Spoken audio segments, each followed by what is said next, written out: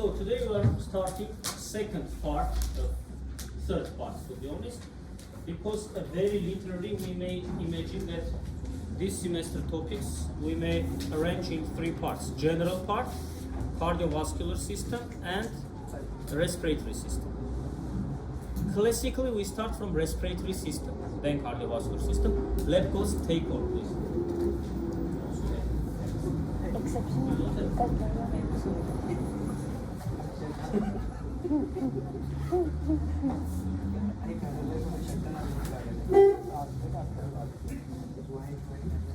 And with this system, this semester will finish. Next semester we'll speak about already urinary system, nephrological part, and gastroenterology part. A bit. There are also musculoskeletal system problems. So try to be maximally attentive. Today's and upcoming lectures are very important. Today's is important because it's background to understand other issues. This lecture is is not covering completely all aspects of physical examination. For example, here is only, about physical examination. Signs and symptoms I have sent another lecture. Today let's speak about physical examination issues. Where is it? It is. So, physical examination as always has these four components: general observation, palpation, percussion, and auscultation. This is true for cardiovascular system as well. But from the start, let's understand that percussion of heart nowadays is removed from the programs.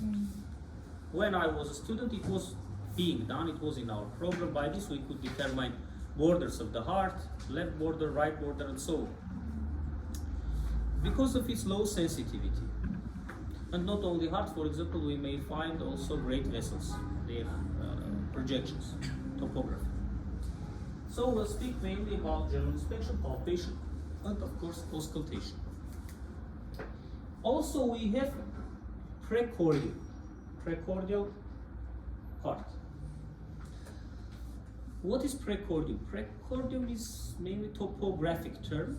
It is the part, here is written, but anyway, I'll tell you a larger definition. It's a part which is surrounding the heart, which is around the heart, on the chest. This is the part of the chest which is surrounding the heart. So as you understand, it is left half of chest, normally, and epigastric region.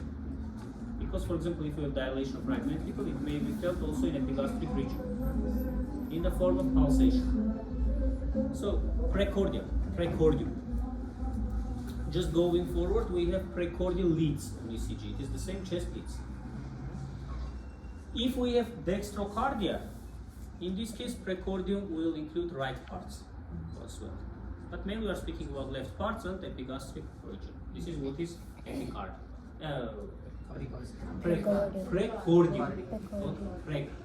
Precordial region. And this is general. Look, we have general observation. For example, face. We have mitral face and so on. You remember in mitral stenosis in general part we spoke. It is general observation. But we have also observation or inspection of precordial region. For example, to reveal some scars which may indicate prior traumas or surgeries, and so on. We'll speak. Palpation. We may perform palpation of precordial region. For example, we may find apical impulse, which is due to left ventricular contraction. Percussion nowadays is removed, and auscultation we'll speak. Percussion is the same percussion part we are not speaking about. This lecture was designed for other purposes. Here too much accent is put on pulse. About pulse we'll speak, but we will not start from this. A bit later. The same topographic lines are used as for respiratory system, so I'm not going into this. Anatomy. This is anatomy of heart. Now, if you know very well, if no, briefly, I'll tell you. Not about the function of the heart. A heart has four chambers. and 4 valves.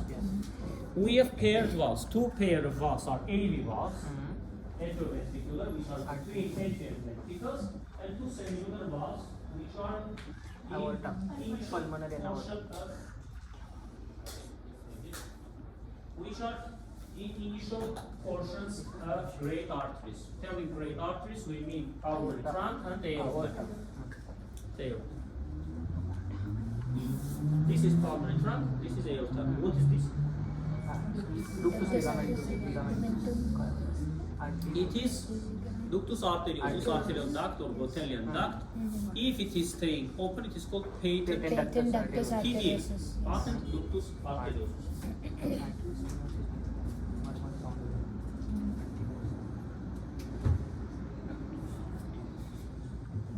So, all valves, it is important for heart sounds, murmurs, for everything. All valves have leaflets. So,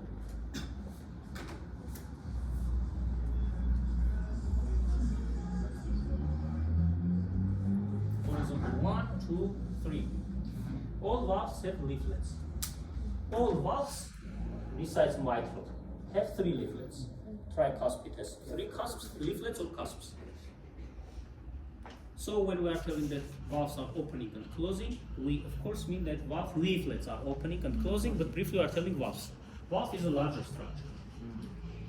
Each valve is surrounded by what?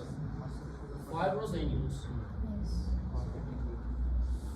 which helps to fix valve in its place, not to dilate. And vice versa. If for some reasons they are dilating, space appears between leaflets and we may have problems with closure of the valves, non-hermetic closure. As a result, we will have backward flow, which we call regurgitation. From start, let's speak, it is true for all 4 valves. If valve leaflets are not opening properly, it's called stenosis. Those stenosis literally means narrowing.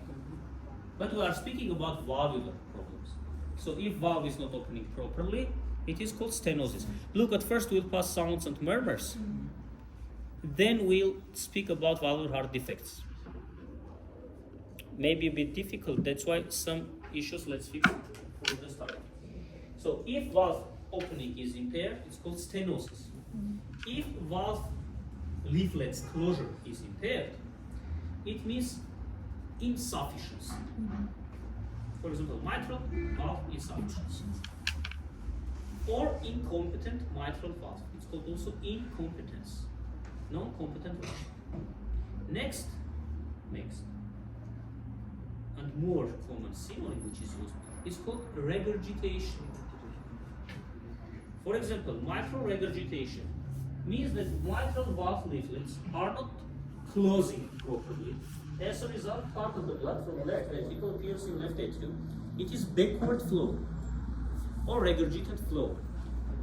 On echocardiography, it is called jet, regurgitant jet.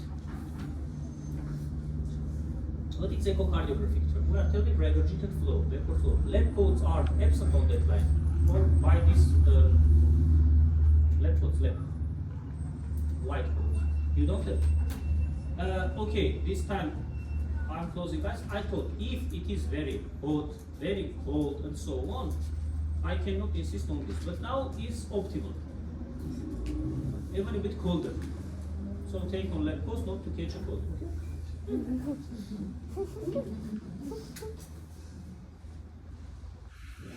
Look, this is schematic view. Though to be honest, that is the better one. So this is left atrium, right, ventricle, left ventricle. So if it is not closing properly, systole will have backward flow. It is called regurgitant flow.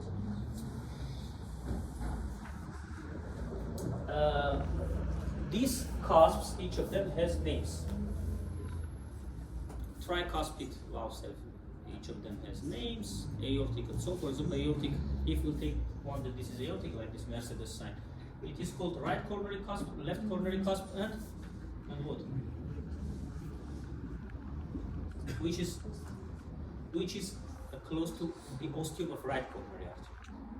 Because from here, it's not shown here. First branches which are coming are where is it? Aortic valve.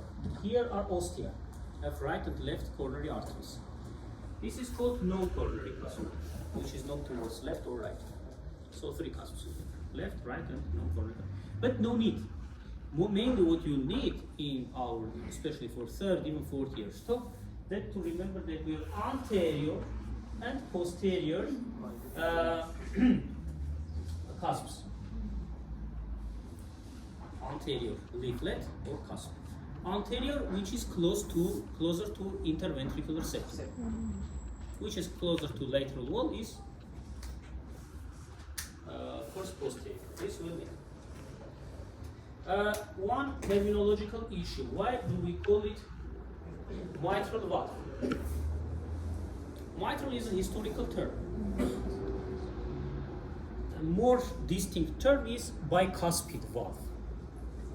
Bicuspid valve. So this is bicuspid. Yes, it consists of 2 cusps, bicuspid. Like this consists of 3, we are termed tricuspid. But meanwhile, we mainly prefer the term mitral in textbooks. Everywhere. One of the explanations is this, why terminologically it is less used. It's not written in your textbooks. To be honest, it's not written usually like in most of the sources. But look what happens. There are nomenclatures. Nomenclature means naming. For example, we have nomenclature of ECG waves, PQRST, it's nomenclature. These are names which are given to them. So we have nomenclature of anatomical terms. For example, this to be called humerus, this to be called radial, this bone, and so on. It's for everything, for vessels. So in nomenclature, there are international conferences. There is Parisian system, there is Baselian system. One term is Baselian, another is like update Parisian. It doesn't matter. Mitral, bicuspid, both terms. More modern term is bicuspid, but it is less used. Now I'll tell you why. I also don't use bicuspid. Usually I'm telling mitral or mitral. Both pronunciations are correct in English. Mitral valve or mitral valve. But usually Americans are pronouncing tricuspid valve. Not tricuspid. Tricuspid. Okay, though in Latin is tricuspid. Why was tricuspid? Bicuspid we are not using for another purpose. Look, this is aortic valve, yes?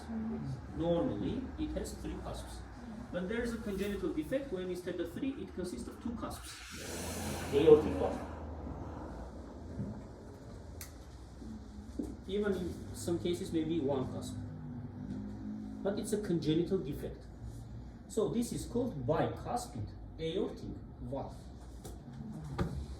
So when you tell most of the cardiologists bicuspid valve, on subconscious level, we'll realize that it is bicuspid aortic valve rather than it is mitral. Though it depends how commonly you are using. So if you tell bicuspid valve, it's not wrong. It's even more correct than mitral, which is historical term. Okay.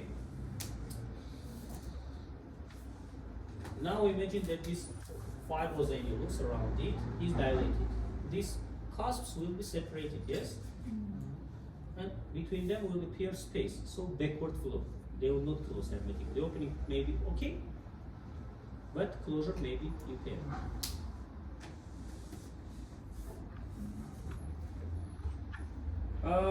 I don't want to tell you that heart has 3 layers, myocardium, endocardium, epicardium.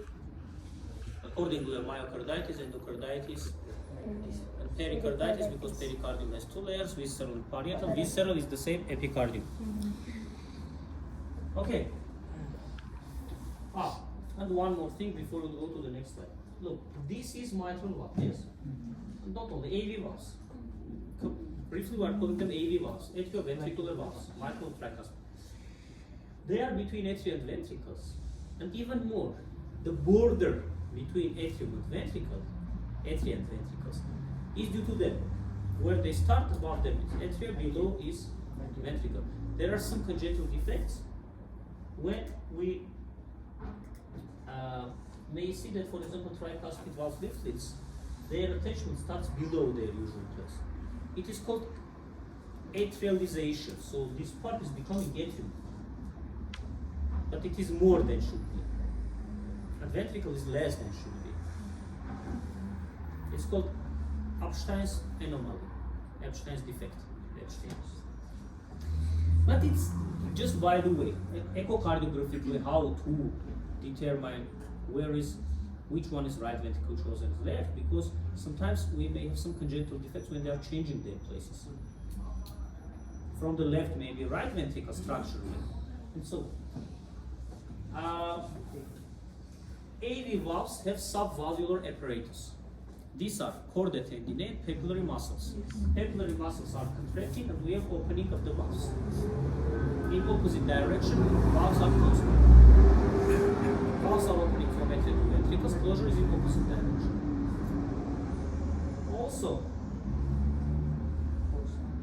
pay attention to this part. I have never noticed that it is here. In right atrium, we have vena cava superior, inferior, and coronary sinus. So 3 openings. These we'll need later. So coronary sinus is close to the lower parts of atria. That's why on ECG, if we have lower atrial rhythm, it is called also coronary sinus rhythm, because it's anatomically close to coronary sinus. Coronary sinus is a site where are drained all veins of heart. So venous blood is collecting, and finally it is drained in coronary sinus. Coronary sinus is opening in right atrium. So in right atrium we have 3 apertures, 3 openings.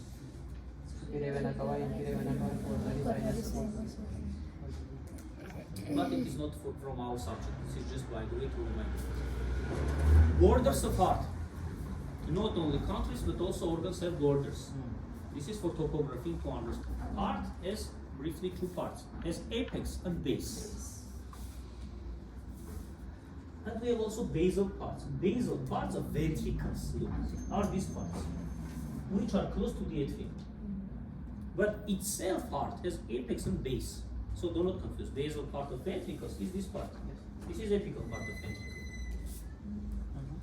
Normally, apex of the heart mainly is formed by left ventricle. So it's like left ventricular apex, in other words. Right ventricle in size is less. Also, wall of left ventricle a few times is thicker than right ventricle, because left ventricle has more, it has to perform more function. Its hemodynamic significance thus is higher.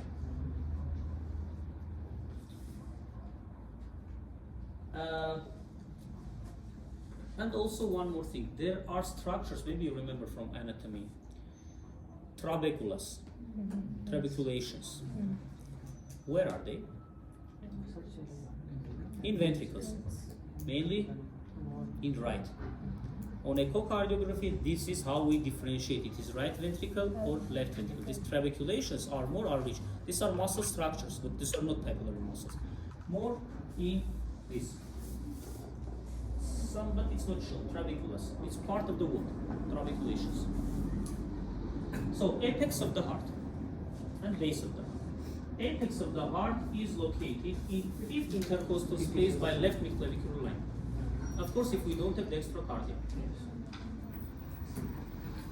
Base is in the 2nd intercostal space. Look, 1st, 2nd, 3rd. Ribs is 2nd intercostal space. That's why, while performing auscultation or percussion of lungs, on the left side by anterior surface, we are not performing below 2nd intercostal space, because there is heart with its sounds and borders. This is to remind you ribs, intercostal spaces. So intercostal space is not the same as rib, yes? Because between 2nd and 3rd is 2nd intercostal space. And accordingly, between 5th and 6th, we have 5th intercostal space. So be attentive. In some textbooks, maybe something will be written on the level of this rib or intercostal space. Look, this is 3rd intercostal space. I'm sorry, 2nd intercostal space, but 3rd rib. Sternum with its 3 parts, corpus, manubrium, and process, xiphoid process, or processus xiphoideus. We'll need them later. Remember this part, it's called angle of Lewis. Angle of Lewis, which is between corpus and monoplem sterni. It is corresponding to the second rib attachment site. Why is it important? Because if we want to count ribs and intercostal spaces, we cannot feel first rib because it is simply under the clavicle. So it's impossible. And for the second, please, you are finding border between corpus and monoplem sterni, and already second, third, fourth. Not always it is possible. Patient may be obese, patient may have, I don't know, very well expressed muscles and so on. But this is the logics. And this is costal angle or epigastric angle, which if you remember in asthenics is less than 90 degrees, normosthenics or athletics 90, hypersthenics above 90 degrees. This is cardiac cycle, which we need to understand everything what happens. Pulse, sounds, murmurs, everything is related to cardiac cycle. So we'll start today from this, not from signs and symptoms, dyspnea and so on. This you may read, of course we'll have in upcoming lectures. Cardiac cycle. I'll go forward as possible.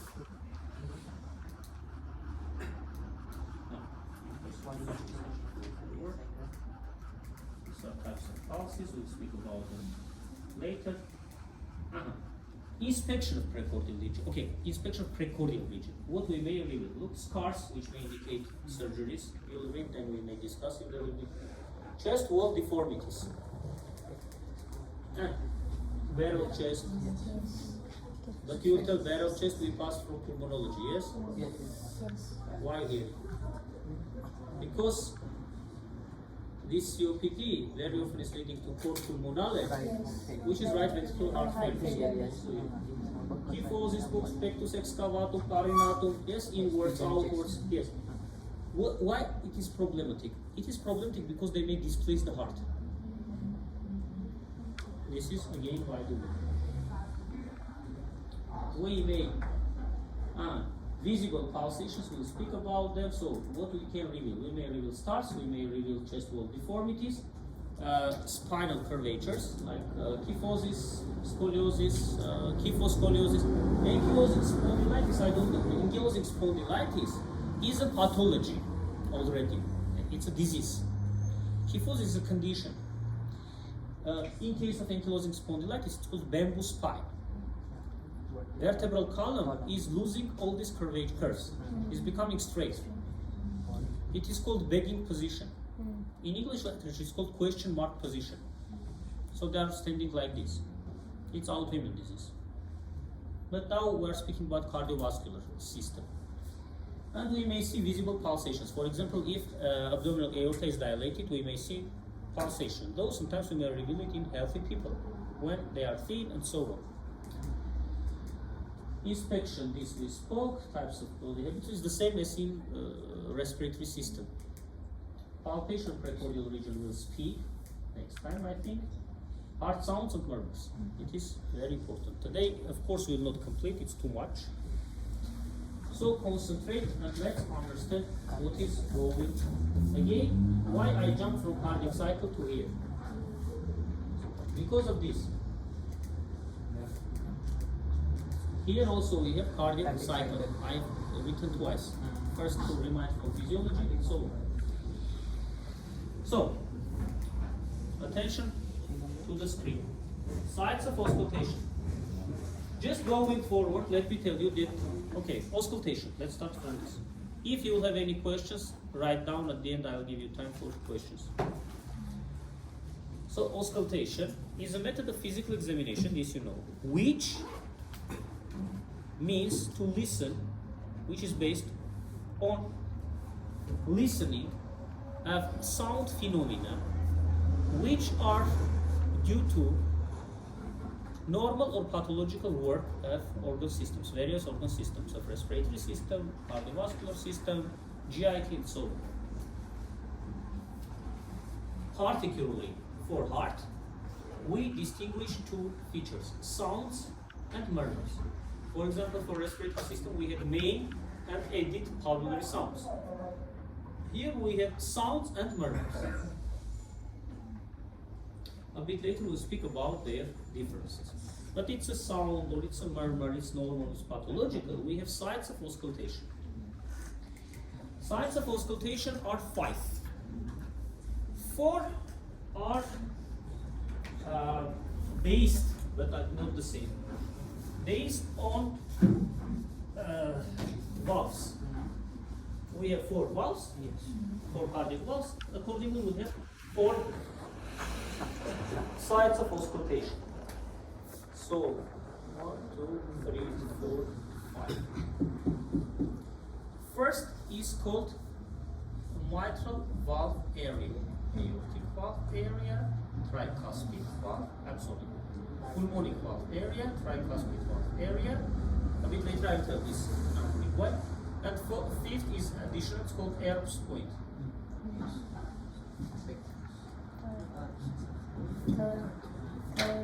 And we name it later. So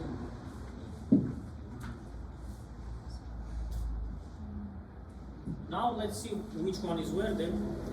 Mitral valve area, 5th intercostal space, left mid-clavicular line. It is corresponding to the apex of the heart, yes?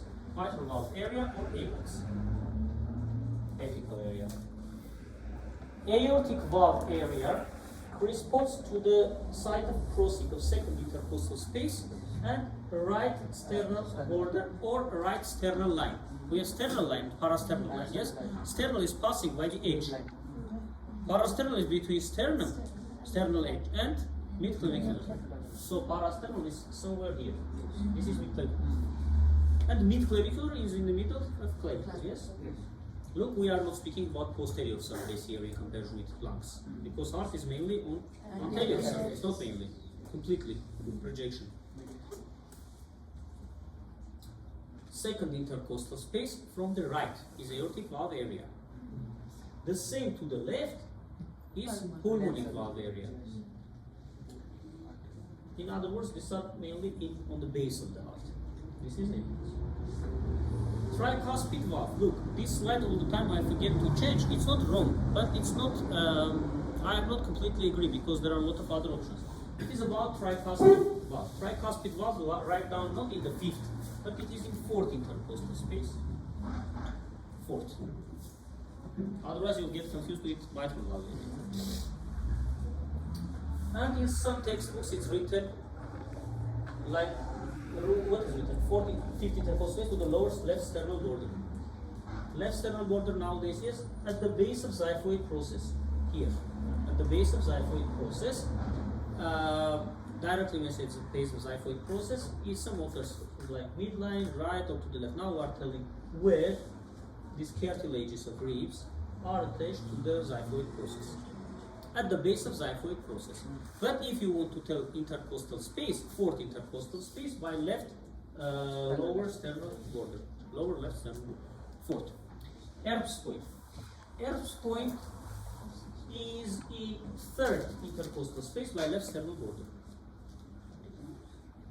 3rd intercostal, yes, 3rd intercostal space, left sternal border. 1st, 2nd, 3rd, 4th, 5th, yes, 3rd intercostal space, left sternal border.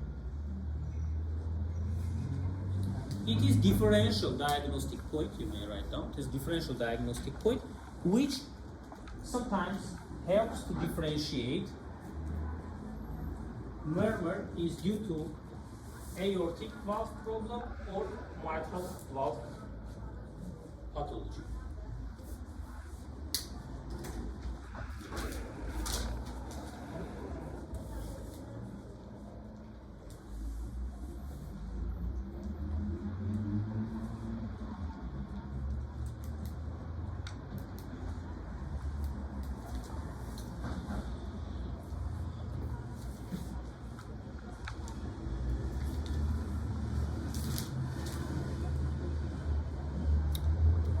Be attentive.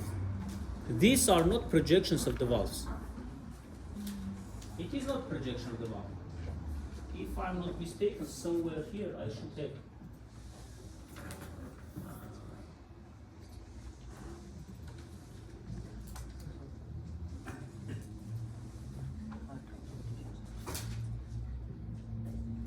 Take a photo of this as well.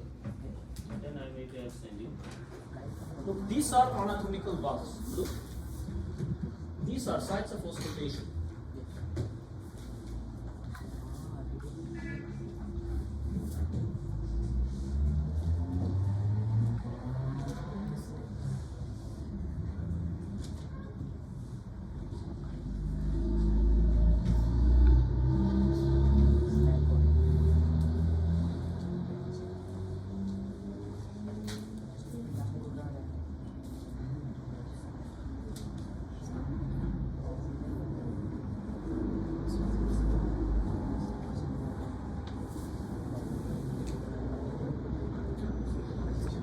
Because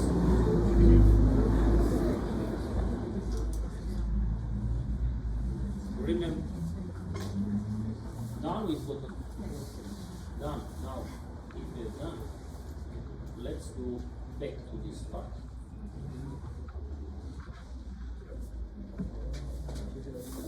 Here is, look, aortic valve, here is pulmonic valve, it's not shown here. Now, memorize this and tell me this one. No, it's the same. Aortic, pulmonic valve. But sites of auscultation are here. If you have penetration, all of them, even forget about 14th intercostal space, you may tell at the base of xiphoid process or left sternal border, okay? Don't tell intercostal space. All of them that are intercostal spaces. Why? Because bone structures, as in pulmonology, here also will absorb sounds. So these are not anatomical projections, but are best sites where we can listen sound phenomena related to this or that valve, but are not anatomically the same. Which means that the aortic valve never appears in second intercostal space. And all four of them are either under the ribs or under the sternum. That's why. Or let's take mitral valve area and apex. This is heart, yes? This is mitral valve. This is left atrium, it is left ventricle, it is mitral valve. Now this is apex, yes? This is apex, this is mitral valve. Between them there is distance, it cannot be the same. But we are telling mitral valve area. So sounds which are produced due to this mitral valve or murmurs work are best heard here, are transferred and are heard here. It is very important. Okay? If okay, we are jumping to this part.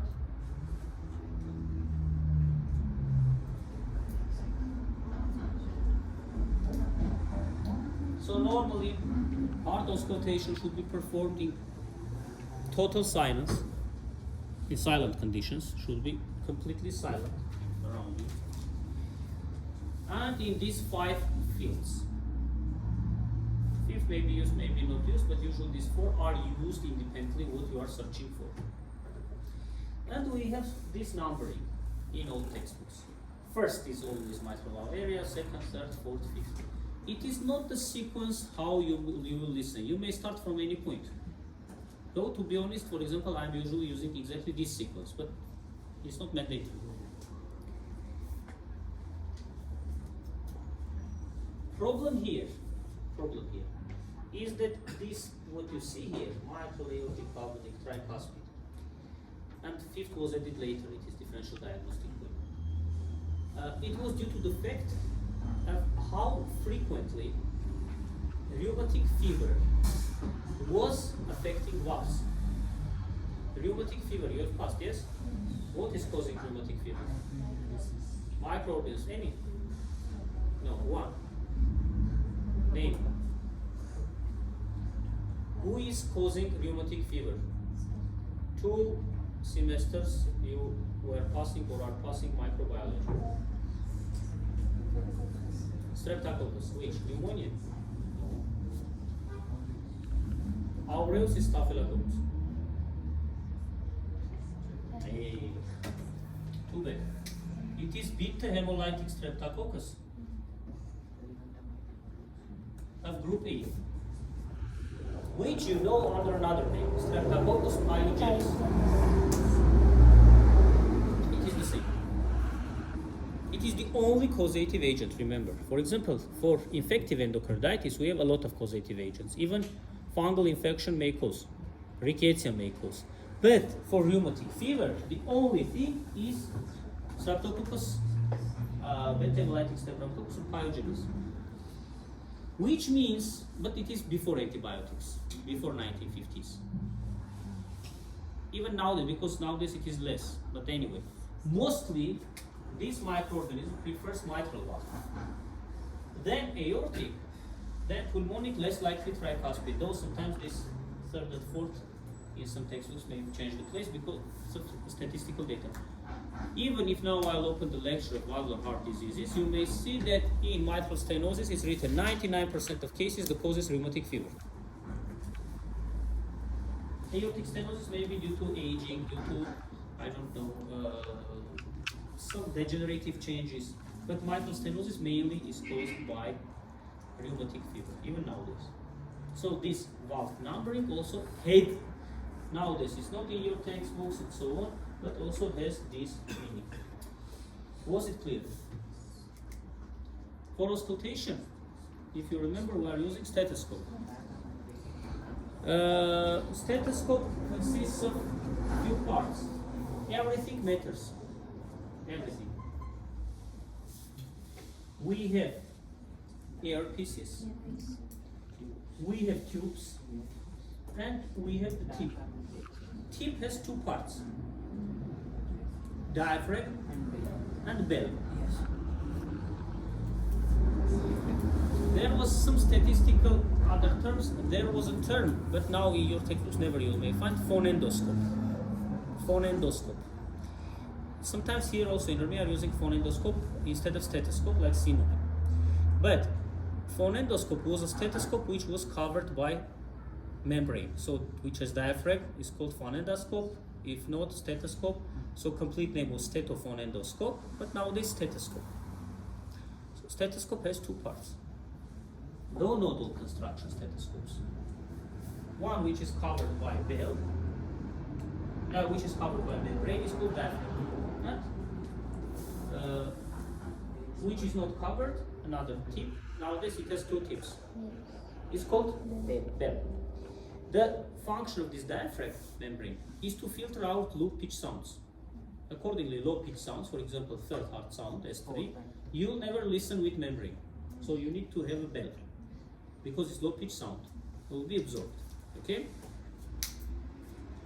I have one textbook exactly about this. It's called Bedside Cardiology, where all sounds, murmurs, central jugular venous pressure, so are discussed. For example, for first heart sound there is one chapter. For second heart sound another chapter. Really. For stethoscope there is another chapter. Everything matters. Even nowadays we have litmus stethoscopes or other trademarks which have software. You may place, they will tell you this is which murmur. Of course, healthcare professionals to tell that are fond of them, no. What if battery is low, for example, or something like this? Meanwhile, your feelings, your organs of senses are always with you. So you should try to, not to buy the most expensive one, but to have one and to practice. There are a lot of interesting things about stethoscopes, but anyway. So, we'll use both parts. But you have stethoscope.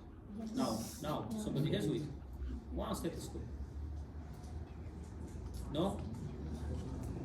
Okay, in this case, try to imagine. Modern stethoscopes very often have one side. The tip has one side. It doesn't have bell and diaphragm. Not all stethoscopes have. We have one part. Just that part is plastic and another part is covered by membrane. So you may imagine that you don't have bell. You have only membranous part, which is diaphragm. The explanation is the following. When we compress too tightly, firmly, to the chest, it becomes a diaphragm, for example, skin of the patient, acts the role of membrane. When you are just placing without too much compressing it, it acts as a bed. It is constructed like this. It is another construction of stethoscopes. Okay? If you find one stethoscope which has one side, do not get rid of it like to tell it is defective. You should know how to use it. For example, I'm not used to this. I have one Litman which my friend has sent me from Germany. I have used once or twice. My ears are not used to this. You should be tuned. You may have very cheaper one and you are used to this. Because like old models, even you can remove that membrane, not this one's Litmus, you cannot remove. And it becomes, because not designed for this, and it may become well. Or when it was, it was damaged during our residency. We are removing it and we are cutting the same size of, for example, from X-ray film, old, and placing it acts as a membrane. Because the rule of membrane, of course, if it's special material, okay, but if no, you may use it, okay? These are technical issues. Now, heart sounds. On auscultation, we have heart sounds, which in their turn, we have basic sounds and extra sounds. Basic sounds, as you understand, may be heard in normal in pathology. Meanwhile, extra sounds usually, mostly are pathological. Why usually? Because S3 and S4 rarely we can reveal in healthy people. So normally. In children, so we'll speak. Basic sounds may undergo the following changes of intensity. They may become increased, which we call loud. For second sound, it is called also, but only for second, accent or accentuation is written there. They may become soft, so decreased in intensity. Extremal variant is called muffled, hardly heard. Muffled. And when we can understand, we can distinguish components of each sound, each basic sound. For example, S1, sound 1, is due to the closure of mitral tricuspid valves. But normally this time meter is very low, little, 0.01 second, 100 milliseconds. And our ear is unable to distinguish this. But if for some reasons this gap is increased, this interval is increased, we can get them separately. It is called splitting. S1 splitting and S2 splitting. So, summarizing, we may tell that heart sounds, basic sounds, may undergo 3 changes of intensity. Increased, which is called loud, decreased, which we call soft, muffled and so on, and splitting. Look, in heart auscultation, we had sounds and murmurs, so cardiac sounds and cardiac murmurs. What is their principal difference? Their principal difference is the following. First of all, what is common? Both are sounds. Murmurs also are sounds. In English, we use the word murmur. Meanwhile, the same in Armenian, in Russian, other languages, I don't know how we call them. It is, we are using the same term as noise. For example, this noise and that noise has the same meaning term, is noise in Armenian, in Russian. It's called ağmuk. Ağmuk. It may be street, it may be cardiac. It is the same ağmuk, it is the same noise. But for heart in cardiology, in English, we tell the word murmur. Noise is for the street, for the environment. Yes. So the principal difference for sounds and murmurs, remembering that murmurs also are sounds, so there's vibrations, which our ear is accepting, receiving. Sounds are shorter in duration. Murmurs are longer. It is first difference. So sounds are shorter, murmurs are longer. As a rule. And sounds are more distinct. Murmurs are less distinct. And are rich in variations. We may have some increase in murmur, decrease in murmur during the same period. Sound itself may be soft, may be loud. but cannot be soft and loud at the same time. Meanwhile, murmur, for example, we may have murmur like this. Increase and decrease, crescendo, decrescendo, so we speak about that. Or rhomboid shape murmur. Or diamond shape murmur. It is, yes, from geometry, but it is from phonocardiography. We'll speak about them. So, sounds are more distinct and are shorter. Murmurs are less distinct and longer and are rich in variations. Now another sentence. To obtain a sound, to get a sound, to listen a sound, means to listen start and end of the sound. If for some reasons it is not done, it's impossible, sound is not obtained. For example, it's a sound, let it be a sound. We should listen this part and this part to understand. Start it and end it. If, for example, here will be murmur, which is fused with this, you will not get the end, so you will not get the sound. For you not to be too much philosophical. To obtain a sound means to listen, start and end of the sound. This is absent in your textbooks, but it is classical propaedeutics. If for some reasons it's not done, sound is not obtained.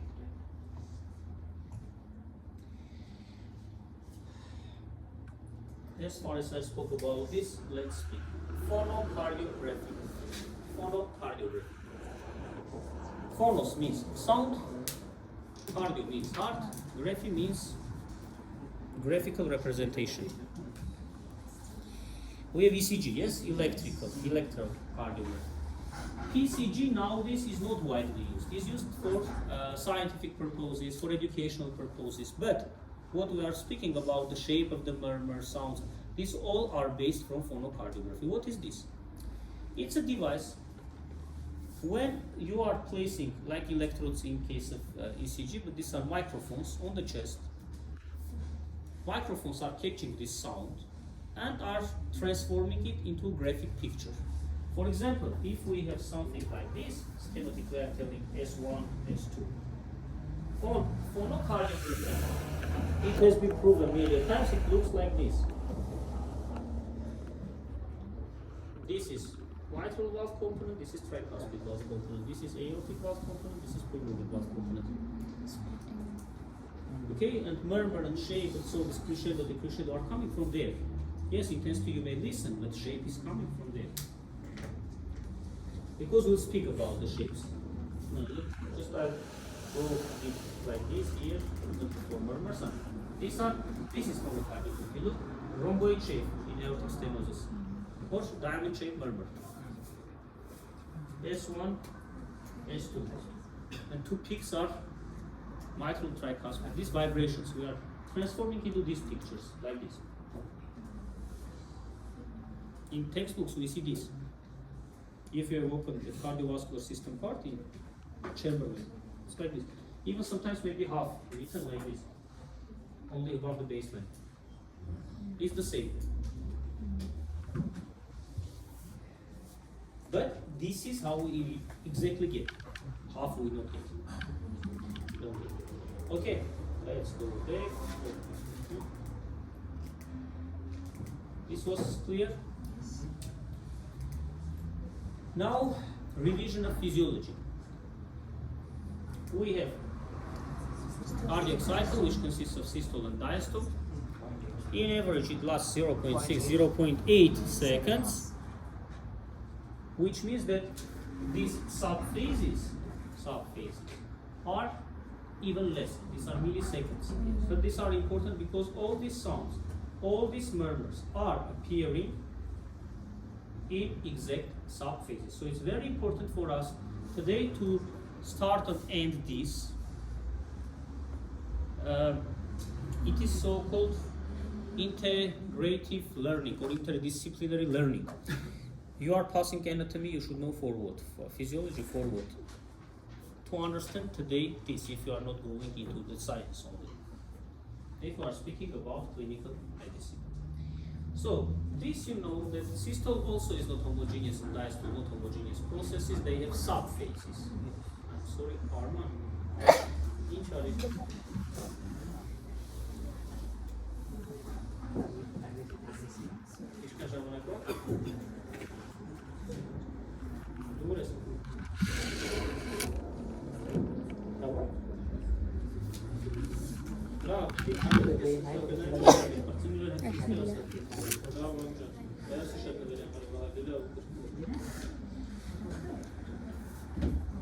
So, this you should learn by heart, even if you forgot. In case you knew but forgot. Though I'm pretty sure that half even didn't know. At least half.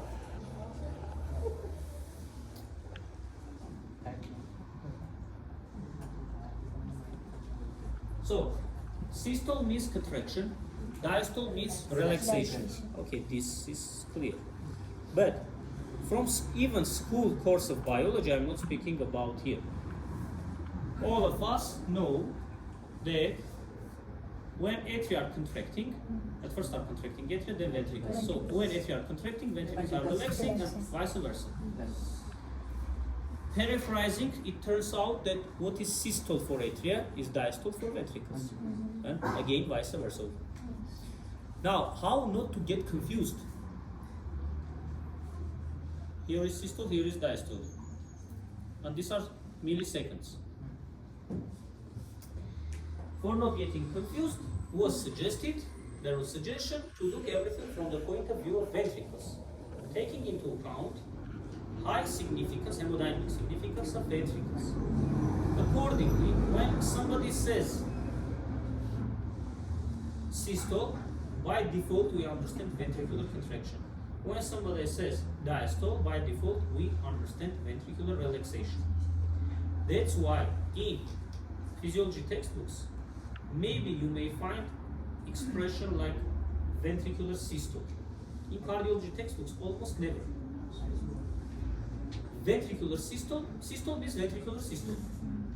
What about atria? If there is a need, there is added the word atria. So last subphase of diastole is called atrial systole. Here already we don't have confusion. Okay? Was clear? We are looking from the point of view of ventricles. With the same success, we might look from the point of view of atria, but it is accepted like this.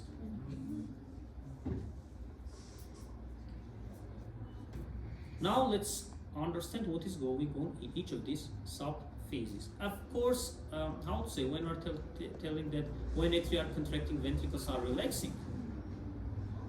Yes, but it is one sub-phase during, but in general, we are taking like this. So, systole and diastole. Before starting this, a few prerequisites, preconditions. Write down. All four valves are opening normally without production of any sound. All four valves are opening silently. All valves. Closure, yes, but opening, no. Then, all valves work due to pressure gradient. Delta P. P1 minus P2. For example, in atria pressure is higher than in ventricles, AV valves are opening. In ventricles is higher than atria, it's closing. Pressure gradient is changing the direction. Delta P. Delta P.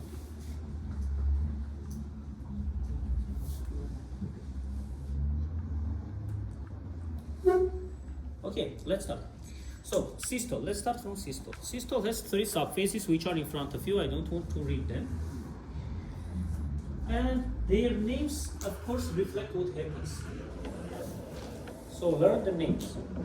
Asynchronous ventricular contraction means that ventricles are contracting without synchronization, which means that some myofibrils, groups of myofibrils, are contracting, but it is not synchronized, so it doesn't have significant impact on intracardiac hemodynamics. So very often we neglect this phase.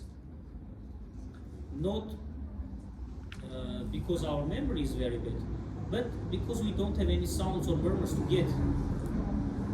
Nothing is formed there. And it doesn't have significant also impact on intracardiac hemodynamics. Just AV valves, which were before this, were in this position, like this, are coming a bit close to each other. This is what happens. just AV valve leaflets are coming a bit closer to each other, but are not completely closing. Okay, isovolumic or isovolumetric or isometric contraction phase. Here already, ventricular myofibrils are performing powerful, synchronized, strong contraction, which is rising blood in ventricles, and it is closing AV valves. So, increasing the blood and rising the blood, and this blood is raising AV valve leaflets and closing them. This closure is forming S1, first heart sound. Like this, they are coming and contacting. These contactions are leading to vibrations. This contact, this is recognized by us as S1, first heart sound.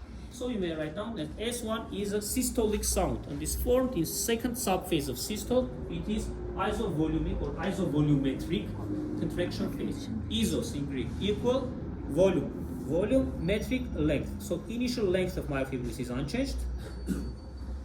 Volume of ventricles is unchanged in this phase. It is experimentally proven fact. Isovolumetric contraction phase. Okay, AV valves are closed. About sounds we'll speak later. I just told that here we have S1 formation. AV valves are closed. Intraventricular pressure continues to grow, to increase. As soon as pressure in ventricles exceeds pressure in great arteries, yes, aorta, we'll have opening of semilunar valves and blood is ejected from ventricles into the circulatory surface, systemic and pulmonic accordingly. From left ventricle to aorta, from right ventricle to pulmonary. Even if you are attentive, you should tell that here you should have 4 phases. In physiology, you are passing like this. I mean, you should have passed like this. Rapid and slow ejection. At first, pressure gradient is relatively higher, then it is decreasing. So process is going on more slowly. But in cardiology, again, we are telling just ejection phase. Because again, we don't have sounds and so on to distinguish these milliseconds. Okay? Ejection phase. That's all. Systole is over. Now starts diastole. Diastole first subphase is called protodiastole. Though in English modern textbooks this term is completely absent, but in old textbooks you may find protodiastole. Now this is called early diastole. Start of the diastole. By the way, protodiastole doesn't mean pre-diastole. It's just the early phase of diastole. Now let's understand what happens. In protodiastole, we have outcome of ejection phase. So first subphase of diastole feels impact of ejection phase. Due to that, what happened? Blood was ejected from ventricles into systemic, into circulations. It has changed the gradient. Now pressure in great arteries is becoming higher than pressure in ventricles. Accordingly, pressure gradient like now is working like this. Blood, due to pressure gradient, because all valves are working due to pressure gradient. This I told, yes? Blood is trying to come back, to return to the ventricles. If you remember, there were pockets. Semilunar valves have pockets, like this. Imagine that this is opening of the valve, for example, aortic valve. Now pressure here is higher. Pressure, P1 and P2. P1 now is higher, or P2, okay, is higher than P1, because initially was P1 and P2, yes? Now P2 is higher than P1, and pressure gradient is working like this. Here are pockets. Blood is filled there, and is closing of the semilunar valves, forming S2, second heart sound. So S2 is due to the closure. S2 is not closure. S2 is due to the closure, but closure we realized via this S2. in clinical practice. So S2 is due to the closure of semilunar valves, due to the closure, and is a diastolic sound. It's formed in first subphase of diastole in protodiastole. What happened? We lost the image. Isovolumetric relaxation phase starts. Now look, what happened? When I'm telling what happened, these are milliseconds. What happened until I pronounced this word 3 times this happened, at least. In all the phase. So 2 valves were closed here. Yes, AV valves. 2 semilunar were closed here. We have other valves. No. So all 4 valves are closed. Starts isovolumetric relaxation phase. For you to be easy, remember that second subphase name is the same. Isovolumetric here. Sometimes it's isovolumetric also complete name. Isovolumetric here. Now it is relaxation. Isovolumetric relaxation phase. In isovolumetric relaxation phase, again, isos equal volume, length, metric. So, in this phase, volume of ventricles is unchanged. Initial length of myofibrils is unchanged. So, what is changed? Write down. Normally, it should undergo under hermetically closed 4 valves. Normally, valves more or less should be closed hermetically. A bit maybe regurgitation, trivial so-called, but not all. Okay, normally it should undergo under hermetically closed 4 valves. 4.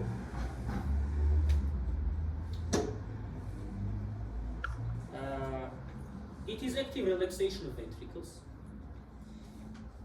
Ventricles are actively changing their shape. How to say, the meaning,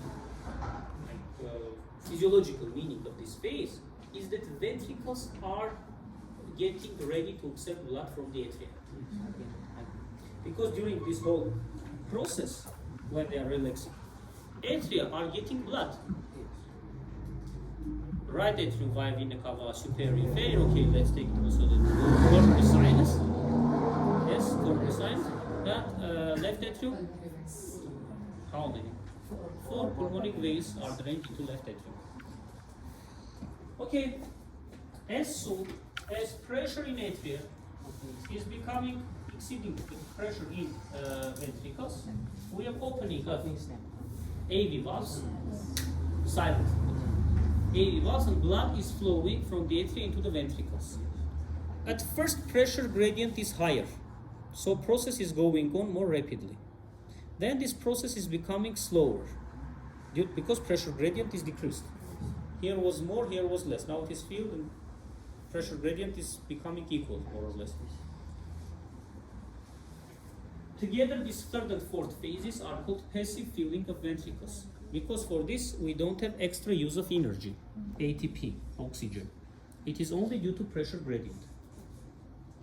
But then lastly, atria perform active contraction and are sending the last portion of blood from atria into ventricles. But last portion of blood which should be transferred, because in heart, it's cardiovascular system is closed system. We don't have vacuum there. Some blood, of course, remains in atria and in ventricles. But which part should be transferred from atria into ventricles is last portion is going during atrial systole. So, if I try to write down, it means that ventricular filling, ventricles are filling, ventricular filling, yes, occurs in 3 phases: 3rd, 4th, and 5th. Rapid, slow, and atrial systole. Though it's not too much important, but usually students, I don't know why, memorizing exactly these values. 60% is going during rapid filling phase, 20% during this, and last 20% during atrial systole. 60, 20, 20.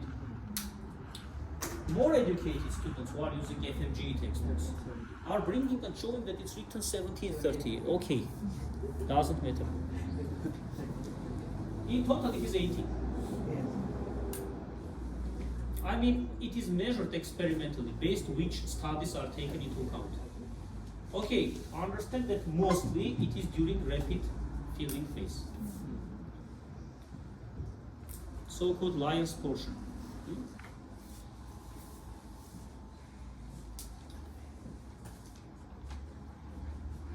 That's all. Then process starts again. System, diastole.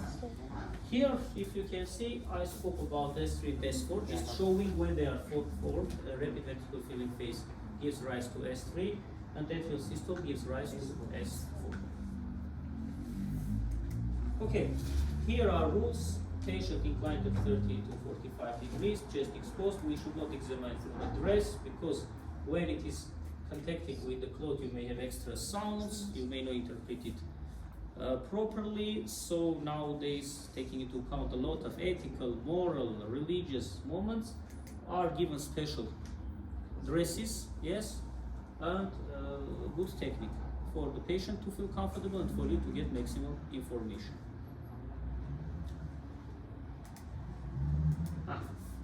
Now,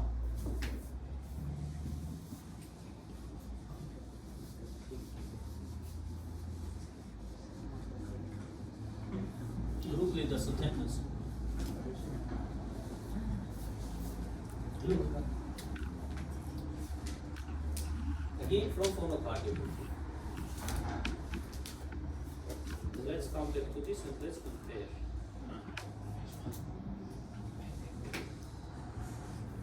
So, this is S1, this is S2. S1, no, today we'll speak about the S2. These are basic sounds.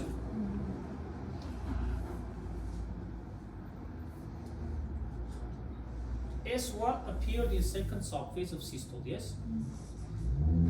S2 appeared in first subphase of diastole, so start of diastole is here. Here we don't have any doubts. These milliseconds that close that appear, we are listening after appearing. But it is, for example, we have asynchronous contraction, like right here. Then we have closure and formation of S1. Once I made an image or I don't know, an article in the web where it's calling the start of systole for a physiologist and for a cardiologist. It's not the same. For physiologists, starts here. For cardiologists, starts here. Why? Because we should listen S1 to understand that the start of systole. Of course, we may propose that before this was asynchronous contraction. Experimentally, of course, you may find, or I don't know, during echocardiography, but in clinical practice during auscultation, impossible. So we'll take the start from S1. So start of systole is from S1, start of diastole from S2. Accordingly, between S1 and S2 is systole, of course ventricular. Yes. And between S2 and next S1 is diastole. So, any sounds and murmurs and any other sound phenomena which will be heard between S1 and S2 will be called systolic. Sounds and murmurs doesn't matter. Between S2 and next S1, diastolic.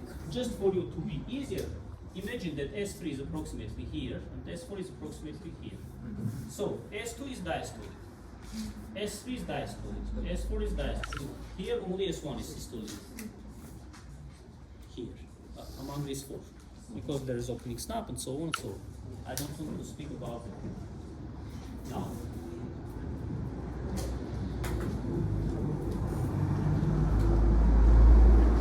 This is so-called, though I even hate this term, lambda.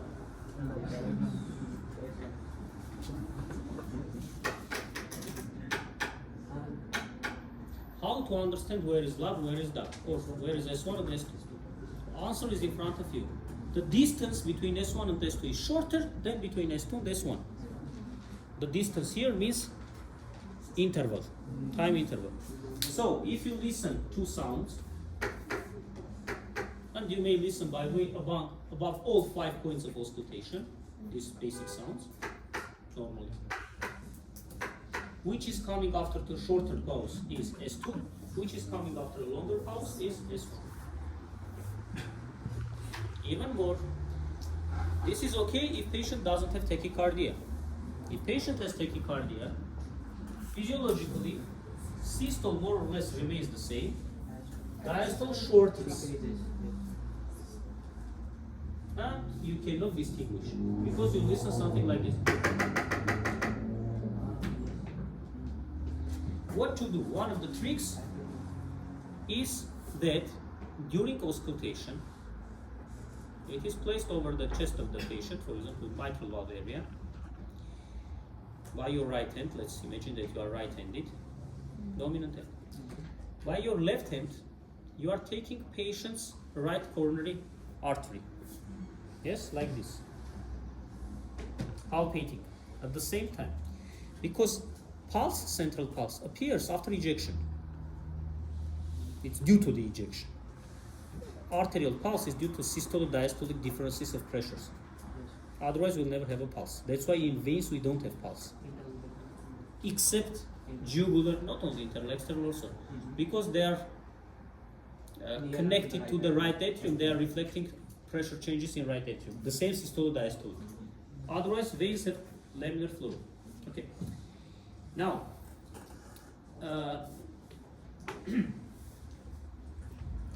if sound will coincide with vibration, it is S1 in case of tachycardia.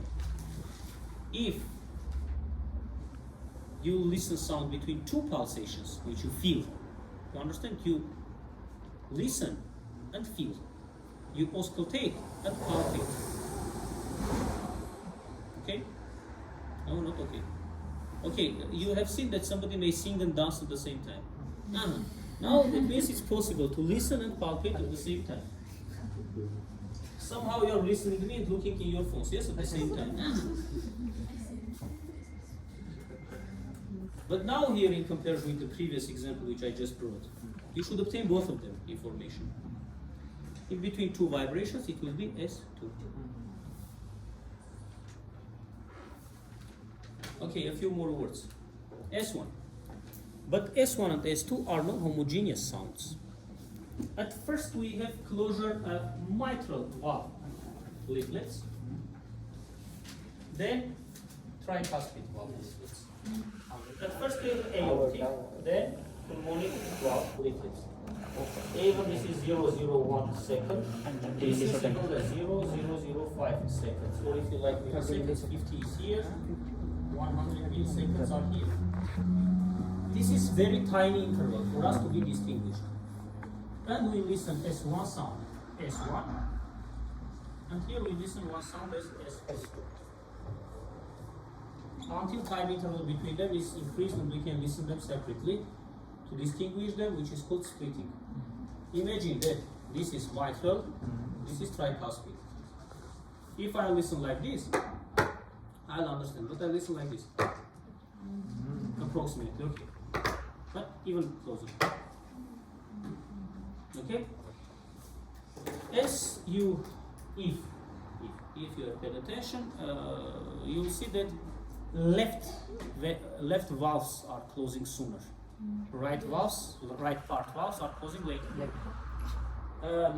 Answer is in conduction system anatomy. Left bundle, left branch of this bundle brings impulse 001 seconds earlier to the left part than right branch. So my teacher was telling that left branch is shorter a bit than right, because we have this bundle which is coming and we have right and left is separations, yes?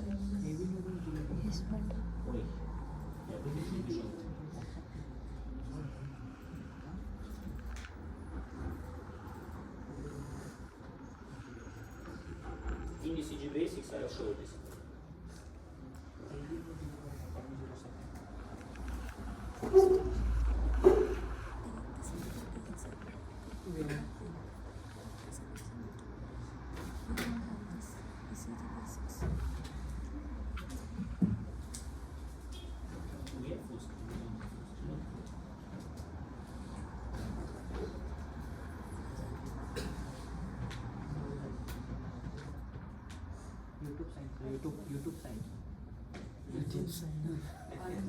YouTube science at Zoom.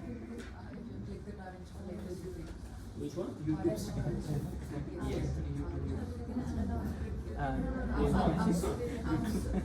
YouTube. Red. Down red.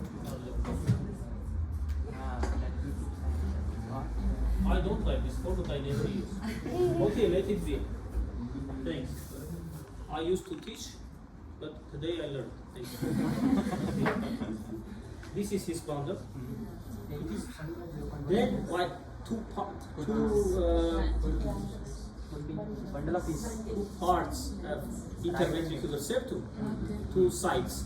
Is going, left is going to the left part, right, and the right is going to the right part. Okay, this is a bit shorter, like that's why the left parts are depolarized and then contracted a bit earlier than right parts. This is the answer to the question. For today, you may take a photo of this, then I'll send this lecture. If you want. If you don't want, I'll close. You don't want. I'll close. And this you want? We don't, sir. Anyway, one more time. Take one more time. Okay.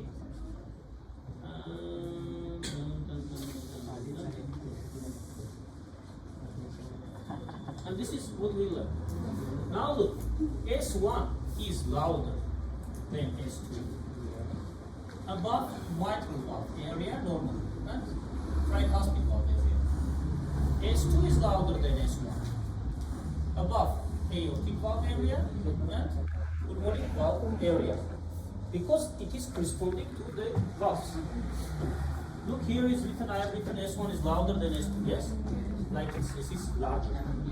It is means I mean mitral valve and tricuspid valve areas. Usually this is how it's written, though in this slide I take it from the left. It is opposite. S1 is less than S2. Normally it may be about aortic valve area and pulmonic valve area. In other words, at the base of the heart, at the apex of the heart, it is this. So S1 has two components, mitral and tricuspid. S2 has also two components, aortic and pulmonic. The index 2 is indicating that it's a part of second sound. We cannot have A1 because it's a component of second sound. A1, T1, A2, P2. It is one option. It is widely written. And if for some reasons the time interval between them is increased, it's called splitting. And we can distinguish them. It's called splitting of the valve, the sound, the sounds. Here it is. Splitting, the last one. There are a lot of moments which are components and so on. The last thing before today you leave, that again it's not homogeneous processes, S1 and S2. Look, let's understand how this sound is formed. AV valves for S1. Valves who are in this position are coming and hitting each other. Yes, contacting. What we have vibrating structures. Which are vibrating? Are vibrating valves, valve leaflets. So first component of this is valvular. S1 components. Valvular first. Valvular. But it's impossible to imagine that valves are vibrating, but subvalvular apparatus, chordate and the muscles, are staying and looking. They are also participating. Experimentally, it has been proven. On this phonocardiography, it has been proven that sound components are coming from which parts? So, second is our muscles, muscular components.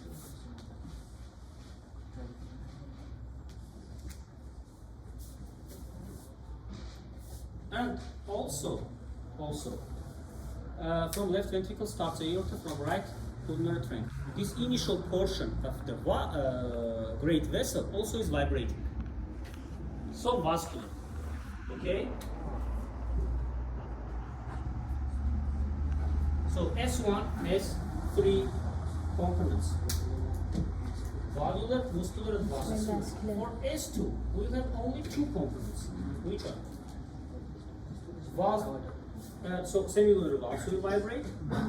Muscle component we don't have here, but initial portion of the vessel, because it is inside the vessel. Yes, they are. This also will vibrate. It is attached to the wall. So we have valvular. Very good.